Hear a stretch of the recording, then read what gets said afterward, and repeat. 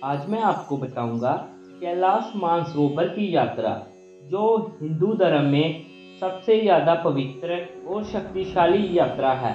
वो सबसे बड़े पर्वत की यात्रा है, कैलाश मानसरोवर की यात्रा। तो चलिए आज कैलाश मानसरोवर के इतिहास, राक्षस ताल, गौरी कुंड, मानसरोवर झील, कैलाश मानसरोवर में चमत्कार, रहस्यमयी रोशनी, अदृश्य पानी के छींटे, कैलाश मानसरोवर यात्रा पे आपका कितना खर्च आएगा, इस सब के बारे में जानते हैं। तो चलिए वीडियो को करते हैं शुरू।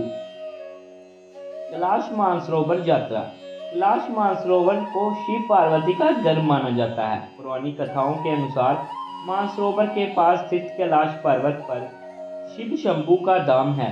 कैलाश पर्वत से आच्छादित 22,028 फुट ऊंचे शिखर और उसमें लगे मानसरोवर को कैलाश मानसरोवर तीर्थ कहते हैं। हर साल कैलाश मानसरोवर की यात्रा करने, शिव शंभू की आराधना करने हजारों साधु संत श्रद्धालु दार्शनिक यहाँ एकत्रित होते हैं, जिससे इस स्थान की पवित्रता और महत्ता काफी बढ़ जाती है। कैलाश मानसरोवर उतना ही प्राचीन है जितनी प्राचीन हमारी सृष्टि है।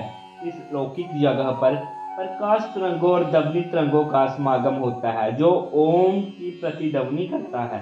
इस पावन स्थल को भारतीय दर्शन में हृदय की उपमा दी जाती है, जिसमें भारतीय सभ्यता की झलक प्रतिबिंबित होती है। कैलाश पर्वतमाला कश्मीर से लेकर भूटान तक फैली हुई है। लाहाचू और जोंगोचू के बीच कैलाश पर्वत है, जिसके उत्तरी शिखर का नाम कैलाश है। कैलाश पर्वत को गण पर्वत और रजतगिरी भी कहते हैं। कदाचित प्राचीन साहित्य में उल्लेखित मेरु भी यही है। मान्यता है कि जहाँ पर्वत शंभु कैलाश पर्वत के दक्षिणी भाग को नीलम, पूर्व भाग को क्रिस्टल, पश्चिमी को रूबी और उत्तर को स्वर्ण रूप में माना जाता है। कैलाश पर्वत समुद्र सतह से 22,028 फीट ऊंचा एक पत्थर का पिरामिड जैसा है। इसमें शिखर की आकृति विराट शिवलिंग की तरह है। पर्वतों से बने चौड़दल कमल के मध्य जो स्थित है, जो हिमालय के उत्तरी क्षेत्र में तिब्बत प्रदेश में स्थित एक तीर्थ है। क्योंकि तिब्बत चीन के अधीन है, अतः कैलाश पर्वत चीन में आता है। जो चार धर्मों, तिब्बती धर्म, बौद्ध धर्म, जैन धर्म और हिंदुओं का आध्यात्मिक केंद्र है। कैलाश पर्वत की चार दिशाओं से एशिया की चार नदियों का उद्गम होता है: ब्रह्मपुत्र, सिंधु नदी, सतलुज व कर्नाली। कैलाश के चारों दिशाओं में भिन्न जानवरों के मुख हैं, जिनमें से नदियों का उद्गम होता है। पूर्व में अश्वमुख है और पश्चिम में हाथी का मुख है।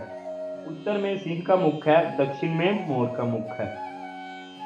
कैलाश मानसरोवर का इतिहास तो चलिए जानते हैं।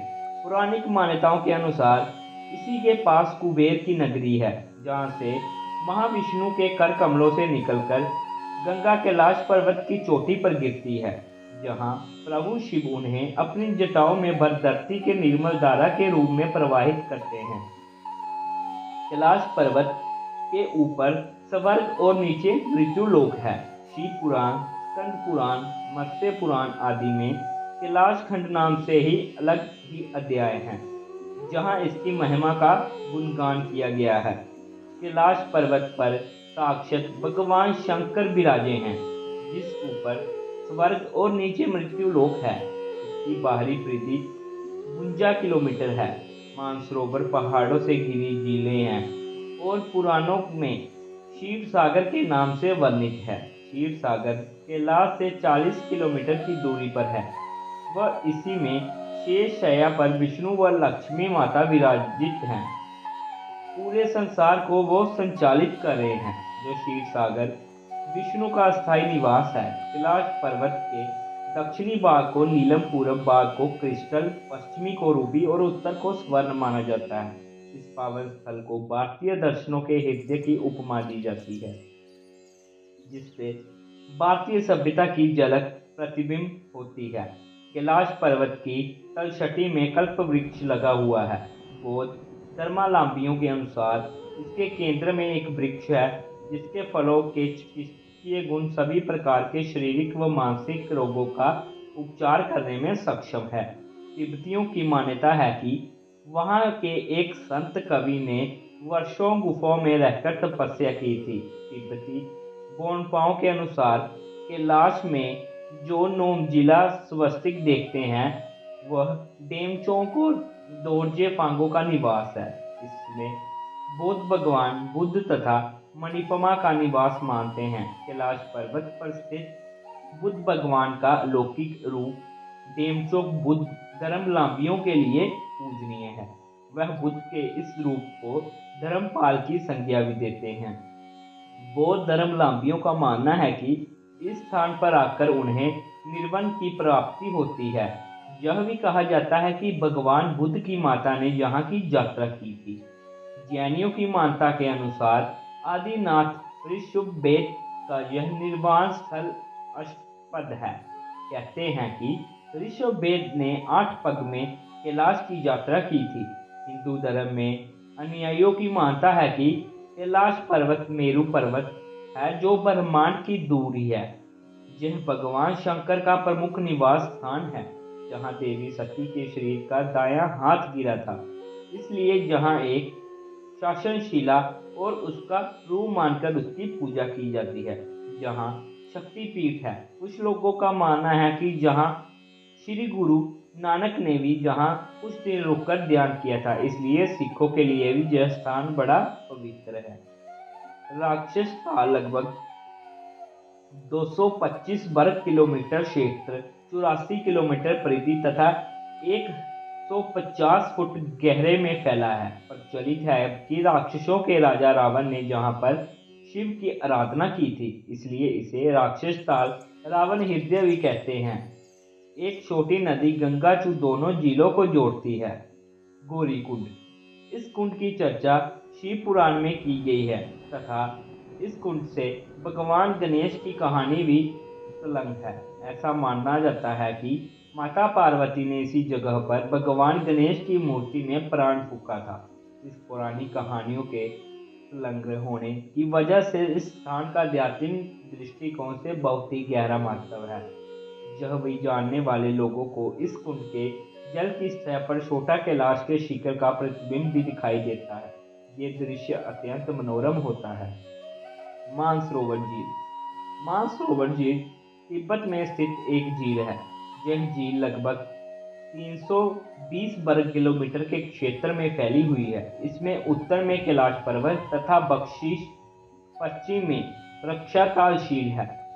पुराणों के अनुसार विश्व में सर्वाधिक समुद्र तल से 17,000 फुट की ऊंचाई पर स्थित 120 किलोमीटर की परिधि तथा 300 फुट गहरे मीठे पानी की मानसरोवर झील की उत्पत्ति भगीरथ की तपस्या से भगवान शिव के प्रसन्न होने पर हुई थी। पुराणों के अनुसार शंकर भगवान द्वारा प्रकट किए जल के वेग से जो झील बनी, कालांतर में उसी का नाम मानसरोवर हुआ। हमारे शास्त्रों के अनुसार परम पिता परमेश्वर के अनंत आश्रयों को भगवान ब्रह्मा ने अपने करमंडल में रख लिया था तथा इस भूलोक पर तिब्बत स्वर्ग समान स्थल पर मानसरोवर की स्थापना की थी। शिव मंत्र, पुष्पांजलि तथा संपूर्ण पूजन विधि और मंत्र श्लोक के बारे में भी आपको हम बताएंगे। तो गर्मियों के दिन में जब मानसरोवर की बर्फ पिघलती है तो एक प्रकार की आवाज सुनाई देती है। श्रद्धालु मानते हैं कि यह मृदंग की आवाज है। मान्यता है कि यह भी है कि कोई व्यक्ति मानसरोवर में एक बार डुबकी लगा ले तो वह रुद्रलोक पहुंच सकता है।